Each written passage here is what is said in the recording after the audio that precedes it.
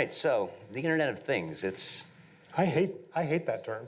do you hate IoT more than the Internet of Things? No, they're with equal. Okay, I think I dislike IoT more. We didn't call it the Internet of useless information, right? Yeah, or so- the Internet of awkward social interactions, right? But for some reason we're calling it the Internet of Things, right? So to get this out of the realm of buzzword compliance, what does this actually do for the customer? What is the difference between this and all the other ways you've had to turn on the light without having to get up and flip the switch? How many people watched Steve Case's talk yesterday during lunch? He actually said something that I thought was spot on here, right? Which was that the Internet of Things is the third wave of the Internet that is transforming the ways in which we live and work, right? And in order to do that, it has to involve the physical world, right? Because we live and work in a physical world, right? So when you talk about the Internet of Things, that's really what we're talking about, right? Is the application of technology in ways that makes life and work hopefully better, more efficient, safer, smarter, more secure, et cetera. And the other interesting thing about the Internet of Things, it's also sort of the Internet of money. When did everyone get so excited and interested to the extent that, say, a large Korean electronics conglomerate decides to buy your company? It's, I think there's a software analogy here, right? Which is that software companies have a habit of reinventing the world every, less than 10 years now. Every 6 or 7 years, software companies have to kind of start over and they want to reinvent it, right? And I think people look at the Internet of Things and feel like that's an opportunity to do the same thing for stuff, right? For the physical world, right? Because if you don't reinvent that door lock for your front door, why would you buy a new one, right? So I think the money opportunity is chasing that realization that we're now getting into a model where we are iterating and having to version the hardware, right, in your home, the door locks, the light switches, the thermostat, right, and hopefully we're not going to be replacing those every 6 to 7 years because I think that would get expensive. But there is at least a one-time opportunity to do that. Now, one of the things I have to say, despite being a tech geek of sorts, I don't want to call my home a dumb home. It's more of a feature home. So I'm your potential customer, I guess. One thing that's held me back is I don't want to sort of recreate the coffee table full of remotes issue where everything talks to everything else as long as it's from the same company. So how far have we gotten, and what's the heavy lifting that remains? I mean, maybe there are some places in the world where people have all their appliances from one company. That isn't what we live in here in the U.S. certainly, and so I can appreciate the coffee table of remotes kind of comment, right? Because I certainly have that in my living room. But home automation as a subset of this Internet of Things idea is you got to pay attention to the automation word, right? That the best kind of automation is the kind that doesn't involve that device, right? Or any kind of remote or any kind of control at all, right? When I walk into my kitchen and it's sufficiently dark outside, right? My house detects that I've walked into the kitchen and says, well, the illumination in the room, the natural light is at a low enough level, turn the lights on, right? I don't even have to reach for the switches on the wall, and I certainly don't reach for my smartphone to turn the lights on from my phone. That would, that feels like it's going in the wrong direction, or at least that's what my wife tells me, right? Right. That when we first started SmartThings, and I said, honey, look, I can turn the lights on from my phone, right? She said, honey, look, I can turn the lights on from this switch on the wall, right? And why would you do that, right? And I got it. Then I said, all right, honey, look, you don't have to touch anything, right? It just happens. That's automation. And I think it's at a point now where we're starting to ask the right kinds of questions, like, why should there be switches on the wall at all, right? Why do I need light switches on the wall? Or shouldn't the home just react to my presence and do what it needs to do? Now that brings up something we talked about at a panel at the Privacy Identity Innovation Summit last year, 2 years ago. Security and privacy. So, we don't want someone else flicking the switches, and there's been a lot of products out there. Kashmir Hill and Forbes did a great series about poorly set up home automation devices, the Internet of Hack things, Yes. where the defaults are wide open or it was easy to leave them wide open. What have you, what has Smart Things as a company learned about picking the correct defaults, doing things right? What's the industry as a whole? How would you rank the progress so far, or lack of it? Certainly there are, the consumer is perhaps a little handicapped here, right? Because a consumer has really no way of knowing when they see a product, a connected internet camera, right? Whether the right things are happening from a security perspective. And there is no security, stamp of approval. Right, there's no underwriter's laboratory. That's right. thing. There's no UL that says this thing's okay, right? It's not going to lose your private data to somebody on the internet. And so I think we are living in a world where there are companies that are doing, all the right things and are very thoughtful about security and take it really quite seriously. But there are others that there are startups that in some cases can't afford to spend money on it, right? That security turns out it's not free. You actually have to engineer it in, and that takes time and money and people. And Let's be optimistic. They're crowdsourcing their penetration testing. Yeah, hopefully. Yeah, that's right. So I think there's going to be a period of time where we have a little bit of the wild west. I think solutions from big companies that can afford to do this kind of stuff, like Smart Things, which is now owned of course by Samsung, and we have the resources to make sure we're doing all these things right. You could say the same thing about Nest or several others. I think if I'm a consumer, I want to buy into pretty quickly here over the next couple of years. I want to buy into a brand that I can trust, not just from a functional perspective, but from a security perspective as well. It's a good thing you mentioned Google and Nest. Now, when Google bought Nest and then Dropcam, a lot of people were a little anxious because Google knows a little bit about me already. Okay, a lot. Theoretically, they could then own the company that knows literally where in the house I am and when I come and go. Yeah. And, you seem to be on given that your website features an HTC phone in the artwork instead of a Samsung one, Yeah. you seem to be in a pretty good amount of latitude. How do you address that concern where, on the one hand, the big company buys you have the resources to have a lot of white hat hackers test your system, make sure it's secure. On the other hand, you're working for the man. How do you address that concern? We're working for the man. I think, Tony Hsieh was on stage yesterday and talked a little bit about Zappos and it being acquired by Amazon as and board of directors. And that's really kind of the mode that we're in with Samsung, right? Samsung, there's a lot of opportunity that we have now as part of Samsung. Things like retail relationships, international expansion, obviously more funding, but we're really being left to run the business on our own, and that's because Samsung recognizes that if this was a pure Samsung branded play, that we might have a hard time getting certain companies to work with us and integrate with us, right? And by being open and independent, right, and really making a big deal out of the fact that we're an open platform, we want to work with all the device manufacturers, all the developers, and that we're independent, we have a chance of kind of maintaining that model where companies, even Samsung competitors, are coming to our platform and want to do integrations and want to work with us, and that continues to be true. Now, so far we've had Samsung investing in you, Google buying Nest and Dropcam, Apple is making its own play with HomeKit. Who else do you think would be interesting to have get into this market? It's interesting that Microsoft isn't yet on the scene in a big way here, right? Especially since Bill Gates and Microsoft R&D have been working in the automated home space heavily for decades. I took the tour of that. If you go to the Redmond campus, Yeah. do they still have it? This home of the future I thing? did it years ago. 2004, Yeah. and my home still looks nothing like that. That's right. Yeah. So it is a little odd, right? On the other hand, you never count Microsoft out, right? Right.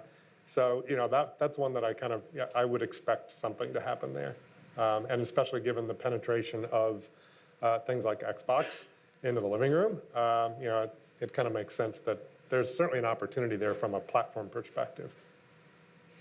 Now, one of the other sort of X factors in this. When you look at things like automating your utilities and whatnot, there's a lot of factors you don't control. If a home, for instance, doesn't have smart metering, how does that affect your ability to give the customer guidance on how much electricity they're using and saving them money in that sense? Well, and even if it does have smart metering, talking to the meter and getting the data that you need out of it is not necessarily an easy thing to do. It is interesting that on that front, we actually see companies building devices to monitor your electric consumption in a way that makes it easy for you to get at that data, because it's not necessarily easy for you or us to get at that data from the meter.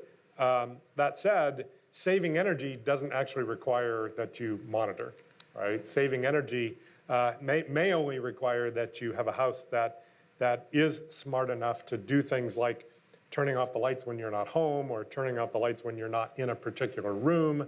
And so I think there are obstacles here for sure. I actually don't count that as one of them.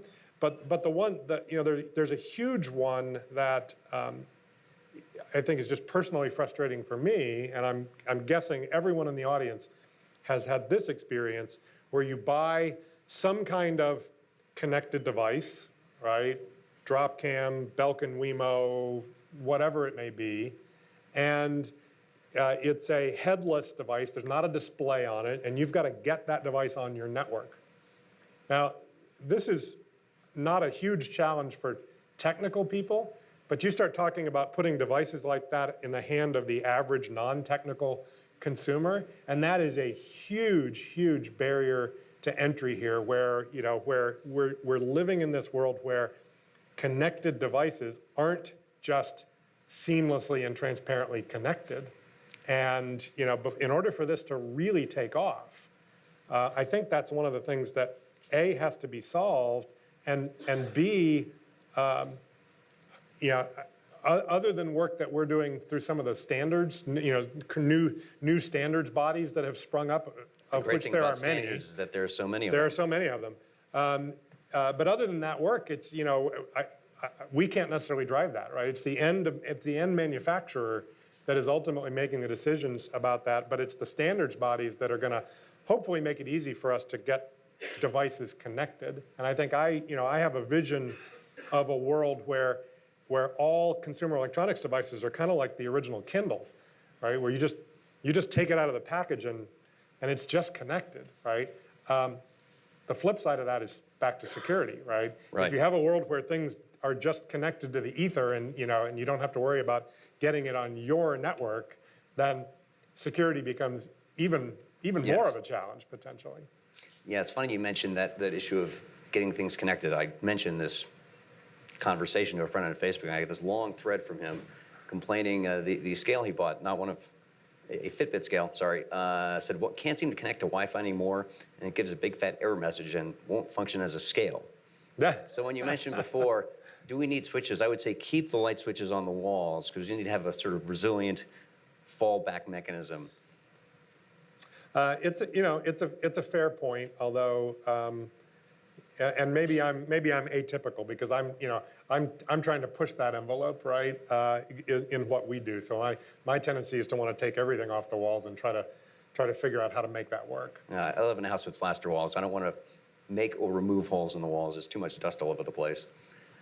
When I look at how this is developing, it makes me think of how when phones got cameras, we thought, well, you can take more pictures. We didn't think it generate an entire new genre of photography, or taking pictures of our food would become this cultural thing. What are your kind of best guesses about where we're going to go when our homes have all this data they're just generating and accumulating, and all these connected systems can put together this picture of us? What's that phrase from Watched Over by Machines of Loving Grace? Right. I think William Gibson wrote that. Well, you've started to touch on something, which is the data, right? The big data opportunity. I think that a lot of people talk about. It's interesting, because when I look at the things that we're focused on right now, they're not the fun use cases that you might write about, in a blog. They're really more pedestrian kind of things, safety, security, disaster prevention, peace of mind kind of use cases. Did I drive, when I drove away, did the garage door get left open? Because that's going to bug me for the next half hour while I'm driving, while I'm wondering, is it open or not, right? At my house, by the way, if I drive away, when I drive away, it automatically closes, so I never have to worry about that. But they're fairly pedestrian kind of things that we're focused on because that's the low-hanging fruit here. I think as these types of technologies are more broadly adopted, I think we're going to see, of course, some unpredictable, things grow out of that, right? You never would have thought that you could use Google to track the spread of diseases based on search queries for symptoms, right? But you can. There are going to be things like that fall out of the data and that fall out of consumer behavior from a community perspective. One of the things that I think is both a little bit frightening and super cool at the same time is the idea of understanding of presence and identity, right, within the home, right? So we're living in a world right now where sensors that understand motion, right? Is there somebody moving in the room, right? That's not an occupancy sensor. That's a motion sensor. You have to be moving, right? We've all had the experience at work, right? Where the lights go out in the conference room and we have to go like this to get it going again, right?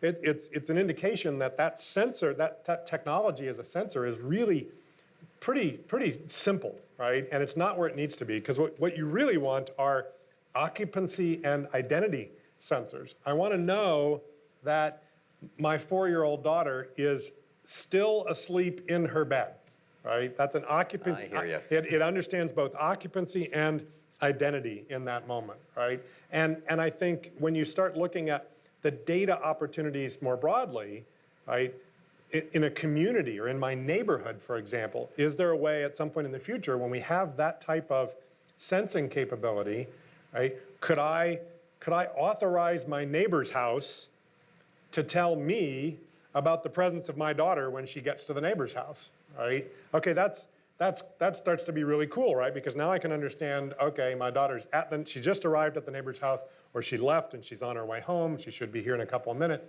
right? That starts to transforming the way we live and work, right? It's all about access to information, and that way this is perhaps not any different than the internet, that we started with.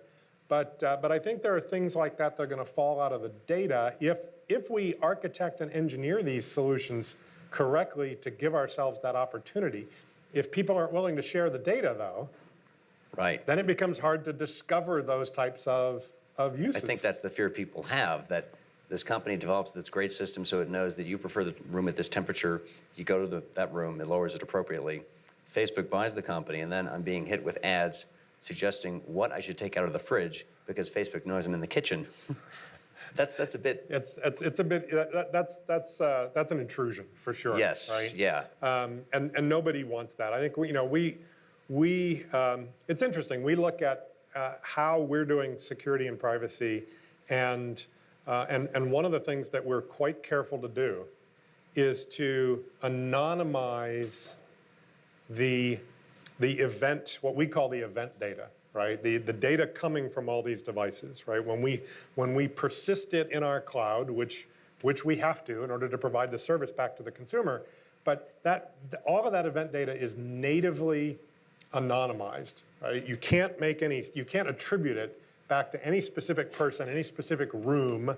So, if you just look at that data, you might say, okay, somebody's moving. There's a life form somewhere. There's a life form somewhere, but you can't understand it any more deeply than that, right? And I think those types of things as best practices also are not defined yet. So what are the best practices for a connected device company, right? Is the separation or the anonymization of, is that a word? Anonymization? Yeah. Is the anonymization of this event IoT. data? Yeah. Is that a best practice, right? Is that something that Right. all connected device companies should do, so that when you store that event data, it's never got any PII in it? And I guess we have much better standards for home automation than making sure the data it generates goes no further than you want it.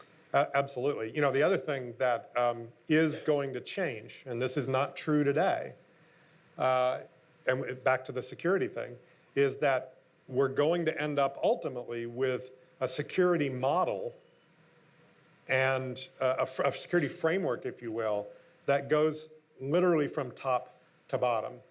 When you look, for example, at what we do today with, say, a Zigbee connected light switch, we have a security model in SmartThings that controls who can access that light switch and who can't. But Zigbee doesn't actually allow us to implement that model all the way down to the device, right? That device is secure from a communication perspective. It's encrypted and, you know, it's on a secure network and that kind of stuff. But there's nothing in the protocol itself that says, oh, Rob can control that light, but Jeff can't. The security model actually stops before it gets down to the end device. No one ever thinks. And that's a function of the fact that those home automation standards have been around for a while, and systems like ours are now being created on top of them, right? But there's new standards. And they weren't originally built to be internet facing. They weren't built to be internet facing, but there are new standards bodies like the Open Interconnect Consortium, right, that are working on taking that security to have a single security model that goes from the cloud all the way to the end device, and that's going to be a really important development. Okay, we've got about 11 minutes and 14 seconds left. Are there any questions from the audience? And I totally can't see you in these lights, so raise your hand high.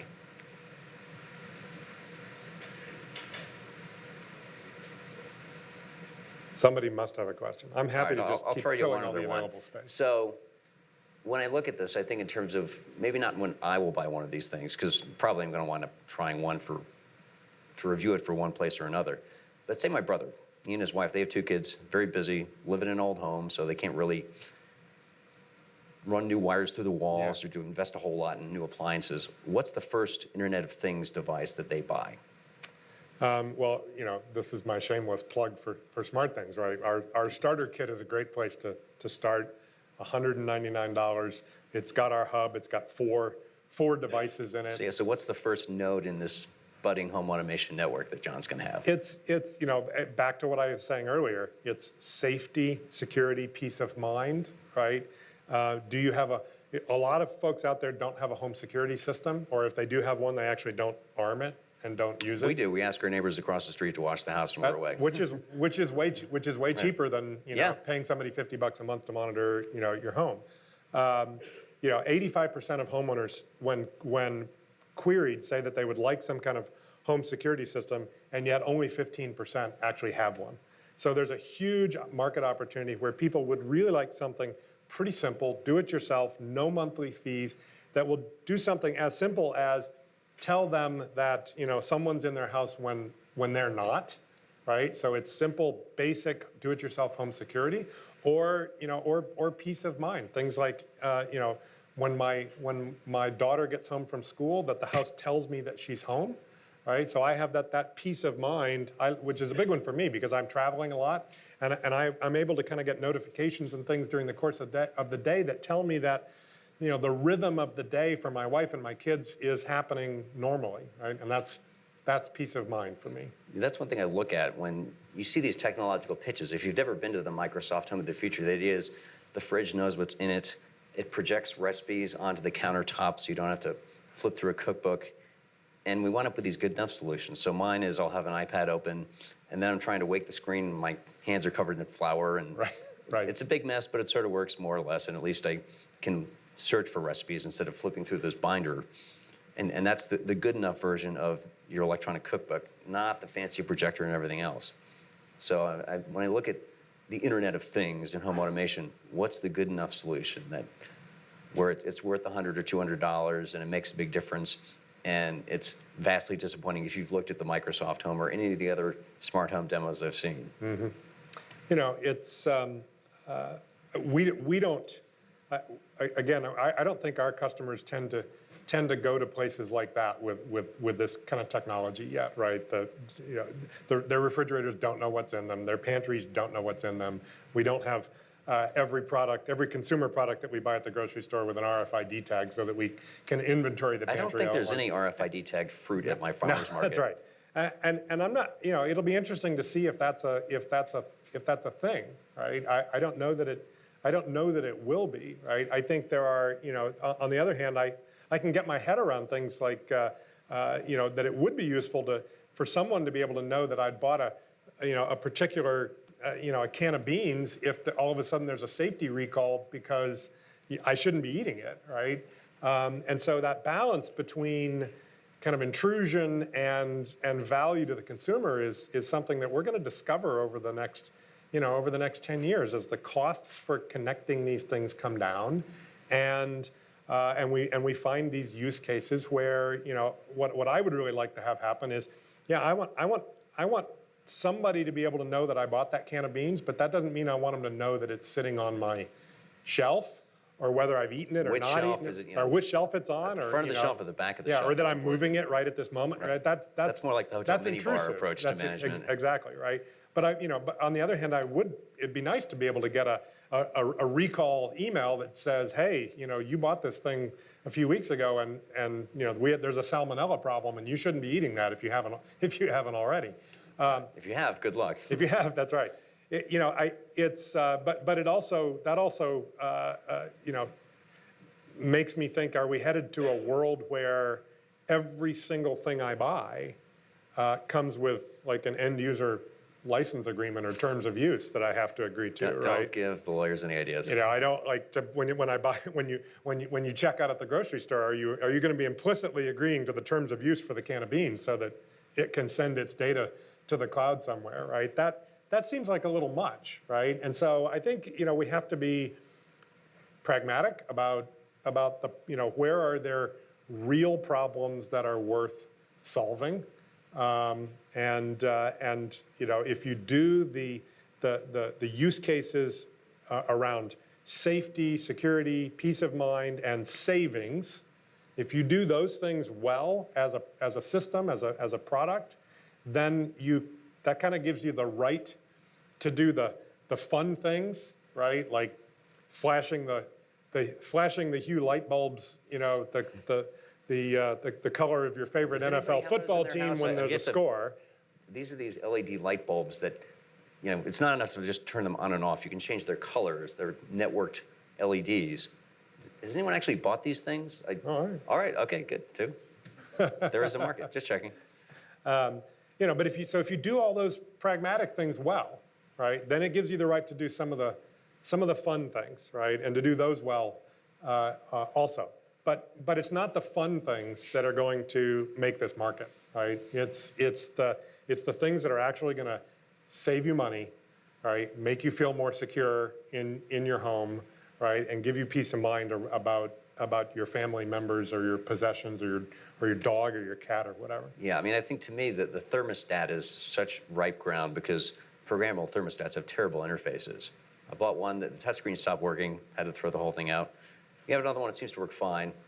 On the other hand, if I really want to save money, I should probably replace the 15-year-old furnace downstairs, but maybe next year. The thermostat's an interesting example because I feel like we still haven't reinvented it, right?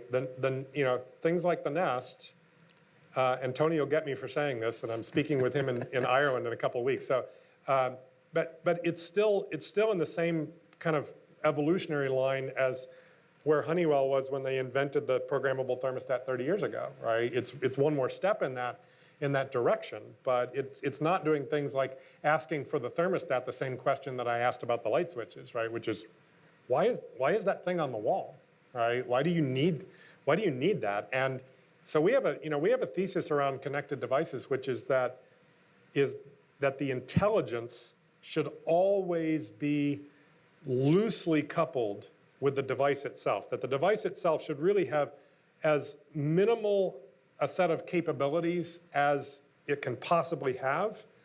So for a thermostat, that really means, or for the device that is controlling your heating and cooling, that means call for heat, call for air, control Run the the fan fan or not. speed off. And right? yet you still have like those 9 different little wires you have to connect to the back of the thermostat. And so, if I've got a device that can really only do those 4 things, and if I can separate the intelligence from it, what does that mean in terms of the user experience? It means that you, as the consumer, get to choose what your user experience is going to be for that thermostat. If you don't like the user experience there, get a different one, right?